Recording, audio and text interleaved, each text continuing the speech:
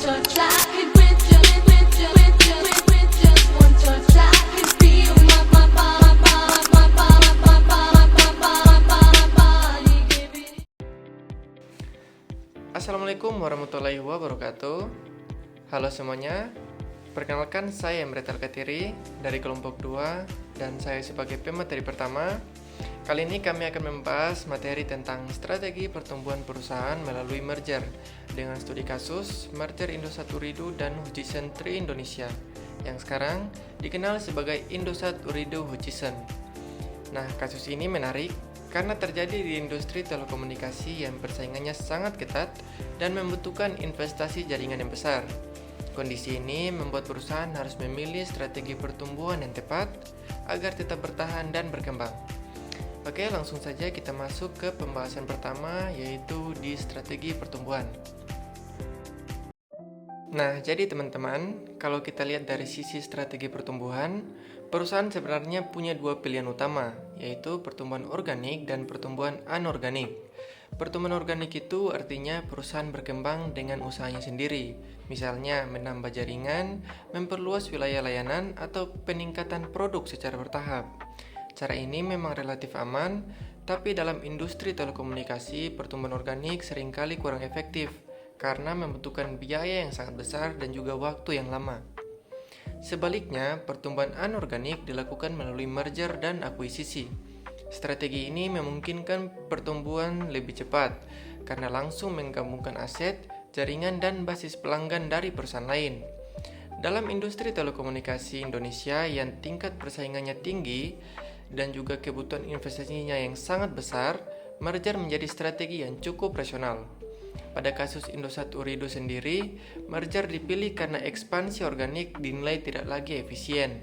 Misalnya, jika perusahaan ingin memperkuat jaringan di wilayah timur Indonesia seperti Ternate dan Maluku Utara, membangun menara BTS baru dari nol membutuhkan biaya yang sangat besar dan juga waktu yang lama, dan juga proses perizinan yang sangat kompleks. Dengan merger, jaringan Indosat dan Tri yang sebelumnya terpisah bisa langsung digabung, sehingga cakupan jaringan menjadi lebih luas tanpa harus membangun semuanya ulang dari awal. Oke teman-teman, sekarang lanjut ke pembahasan kedua, yaitu tentang latar belakang merger. Jadi sebelum merger, Indosat Ooredoo memiliki basis pelanggan yang besar, tetapi menghadapi tekanan biaya operasional dan kebutuhan belanja modal yang tinggi. Di sisi lain, Hutchison 3 Indonesia atau TRI memiliki kekuatan di segmen pelanggan muda dan sensitif harga. Namun, jangkauan jaringannya masih terbatas. Jika kedua perusahaan berkembang sendiri-sendiri, maka Indosat akan tetap terbebani biaya yang besar, sementara TRI akan sulit memperluas jaringannya secara cepat, terutama ke daerah-daerah di luar Jawa. Melalui merger, kedua perusahaan tersebut bisa saling melengkapi. Penggabungan jaringan bisa membuat kualitas layanan menjadi lebih baik, biaya bisa ditekan karena tidak ada duplikasi infrastruktur, dan pelanggan di daerah seperti Maluku Utara dapat merasakan layanan yang lebih stabil dan juga lebih merata. Oke, sekarang kita ke pembahasan selanjutnya, yaitu pendanaan merger. Nah, jadi teman-teman, kalau kita lihat dari sisi pendanaan, merger Indosat dan Tri ini tidak dilakukan dengan uang tunai. Jadi, Indosat tidak membeli Tri dengan cash, dan Tri juga tidak membeli Indosat. Merger ini dilakukan dengan cara pertukaran saham. Artinya, pemilik Indosat dan pemilik Tri saling berbagi kepemilikan untuk membentuk satu perusahaan baru, yaitu PT Indosat Ooredoo Hutchison Tbk. Jadi, yang digabung itu adalah aset, jaringan, dan kepemilikan, bukan uang tunai yang keluar dalam jumlah besar. Cara ini dipilih supaya perusahaan tidak terbebani utang besar setelah merger. Dengan kondisi keuangan yang lebih ringan, Indosat Ooredoo Hutchison masih punya ruang untuk investasi, misalnya untuk memperbaiki jaringan dan meningkatkan kualitas layanan, termasuk di daerah-daerah seperti Maluku Utara. Jadi secara sederhana, pendanaan merger Indosat Ooredoo Hutchison ini tujuannya bukan sekedar menggabungkan perusahaan, tapi juga memastikan perusahaan tetap kuat secara keuangan dan bisa terus berkembang setelah merger. Oke, sebelum penjelasannya saya perkenalkan nama dulu. Perkenalkan, nama saya Sila Maudia Ramadhani. Di sini saya akan menjelaskan peran profesional dalam merger Indosat Ooredoo Hutchison. Yang pertama ada penasehat keuangan JP Morgan, Goldman Sachs, HSBC, Barclays berperan dalam valuasi, analisis sinergi, struktur transaksi, dan negosiasi. Lalu yang kedua, White & Case LLP dan Baker McKenzie atau HHP Law Firm memastikan kepatuhan hukum, due diligence, dan penyusunan dokumen. Lalu yang ketiga ada regulator, OJK dan KPPU mengawasi aspek pasar modal, perlindungan investor, serta mencegah praktik persaingan tidak sehat. Keterlibatan para profesional ini krusial untuk memastikan transaksi berjalan akurat, transparan, dan sesuai regulasi. Pada merger Indosat Ooredoo Hutchison, keterlibatan profesional sangat penting. Penasihat keuangan berfokus pada valuasi dan struktur transaksi. Penasehat hukum memastikan kepatuhan hukum, sedangkan regulator mengawasi agar merger berjalan adil dan sesuai aturan. Oke, di sini saya akan menjelaskan alur proses merger Indosat Ooredoo Hutchison. Proses merger Indosat Ooredoo Hutchison dimulai dengan pengumuman kesepakatan pada September 2021 sebagai bentuk transparansi kepada publik. Selanjutnya dilakukan RUPS untuk memperoleh persetujuan dari pemegang saham Indosat Tbk terhadap rencana merger tersebut. Setelahnya mendapat persetujuan, perusahaan melakukan keterbukaan informasi ke pasar agar investasi dan masyarakat memahami tujuan serta dampak merger. Proses ini kemudian dievaluasi oleh regulator yaitu OJK dan KPPU untuk memastikan kepatuhan hukum dan tidak adanya persaingan usaha tidak sehat.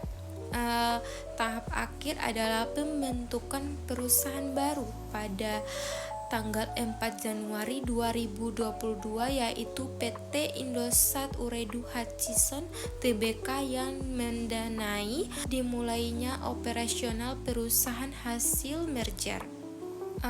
Proses ini memastikan kesesuaian strategis, kepatuhan hukum, dan perlindungan kepentingan pemegang saham. Oke, itu saja. Saya akan jelaskan yang berikutnya. Nah, di sini saya akan menjelaskan merger Indosat Ooredoo Hutchison dalam perspektif manajemen strategis. Merger antara Indosat Ooredoo dan Hutchison 3 Indonesia adalah keputusan strategis korporasi yang berorientasi pada efisiensi jangka pendek dan transformasi jangka panjang. Yang pertama, merger sebagai strategis korporasi, yaitu mencerminkan pertumbuhan anorganik untuk meningkatkan skala usaha dan aset jaringan. Lalu berikutnya ada selaras dengan visi dan misi perusahaan, memperkuat posisi sebagai perusahaan telekomunikasi digital terdepan. Lalu yang ketiga ada respons strategis terhadap perubahan teknologi, mempercepat modernisasi jaringan dan optimalisasi spektrum terutama untuk 5G. Lalu yang terakhir ada peran manajemen puncak, bertanggung jawab dari perumusan strategis hingga implementasi pasca merger. Jadi merger Indosat Ooredoo Hutchison bukan sekedar penggabungan perusahaan tetapi strategis jangka panjang. Untuk meningkatkan efisiensi dan daya saing, merger ini juga mempercepat pengembangan teknologi, khususnya 5G dengan peran manajemen puncak. yang sangat menentukan keberhasilan integrasi. Itu saja dari saya penjelasannya. Selanjutnya dijelaskan oleh teman saya. Ya baik, perkenalkan nama saya Rizky Popalia. Di sini saya akan menjelaskan bagaimana tahap praeksekusi menyusun strategi. Fase awal ini berfokus pada analisis mendalam untuk menemukan rasionalitas merger.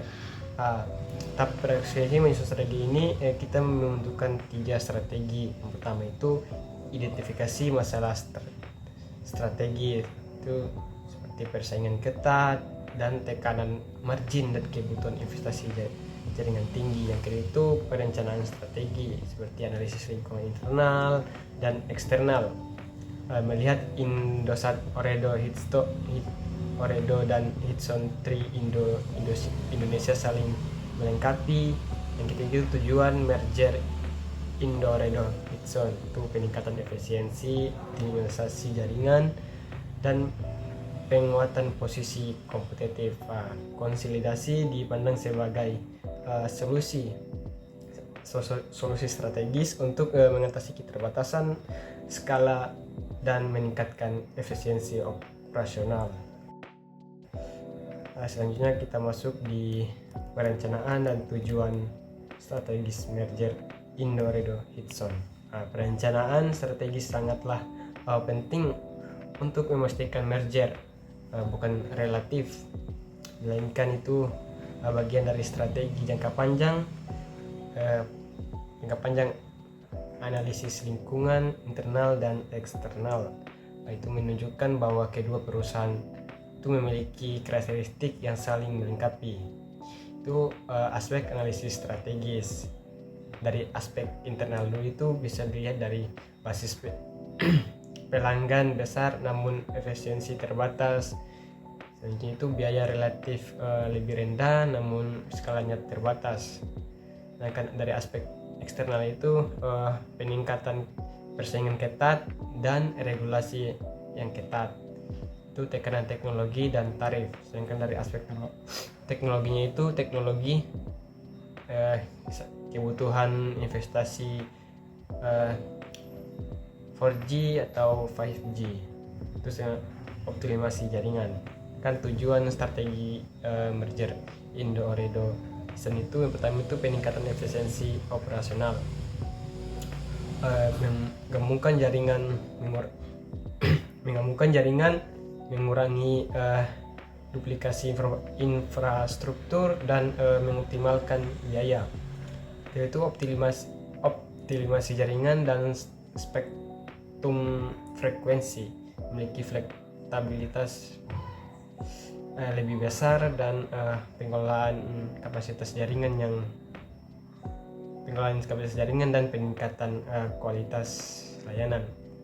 Ketiga itu penguatan posisi kompetitif dan keberlanjutan usaha, memperkuat posisi di pasar dan menjaga keberlanjutan usaha di tengah perubahan industri.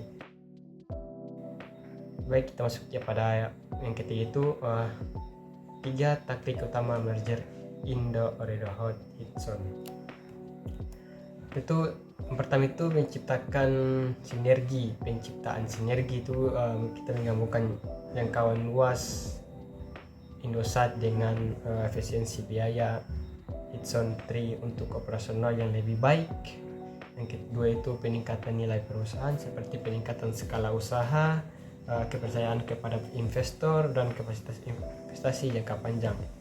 Yang ketiga itu konsolidasi dan penguatan posisi pasar, menggabungkan pangsa pasar dan untuk mengurangi fragmentasi dan memperkuat posisi Indo-Oredo Hitson sebagai pemain utama.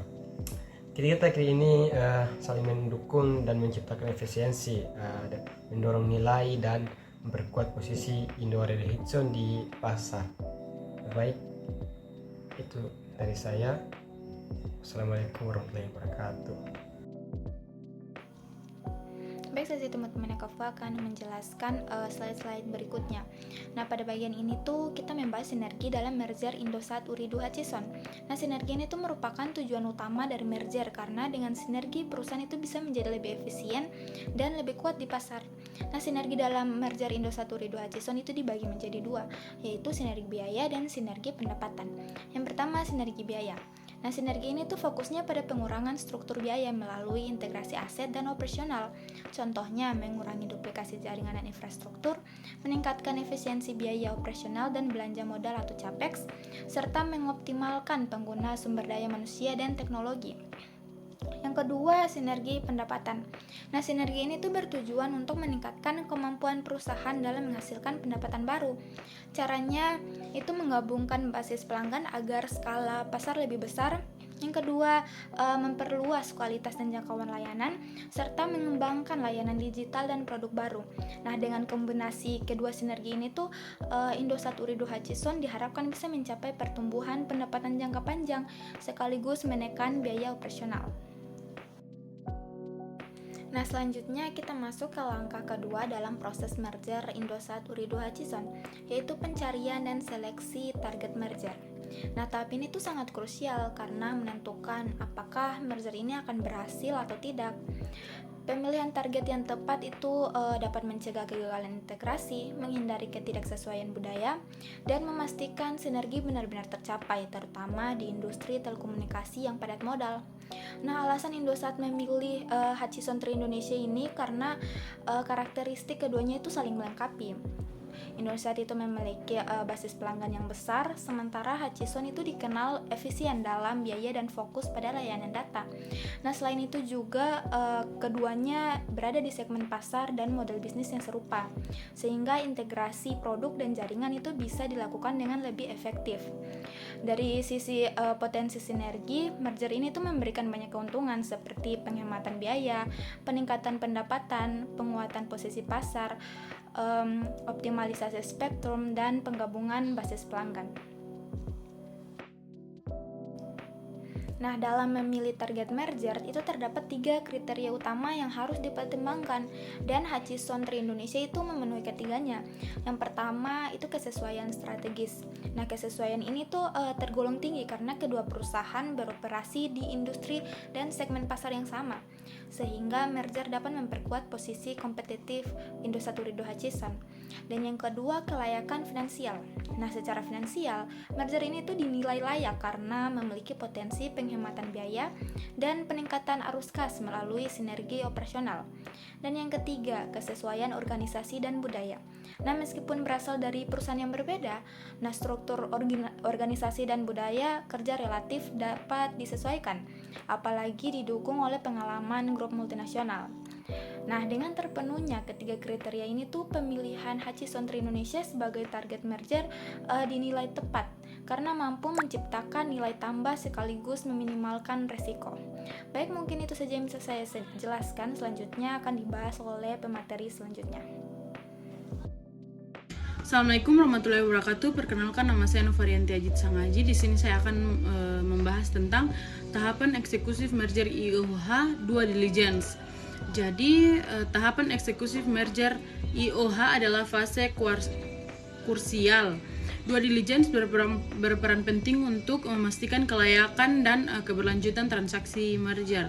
Jadi di sini ada definisinya itu pemeriksaan penyeluruh kondisi perusahaan target sebelum merger. Tujuannya untuk memperoleh gambar akurat, mengidentifikasi risiko dan peluang. Jadi di sini kita membahas tahapan eksekutif merger IOH, yaitu due diligence. Tahap ini sangat penting karena berfungsi untuk memastikan bahwa proses merger berjalan secara layak dan berkelanjutan.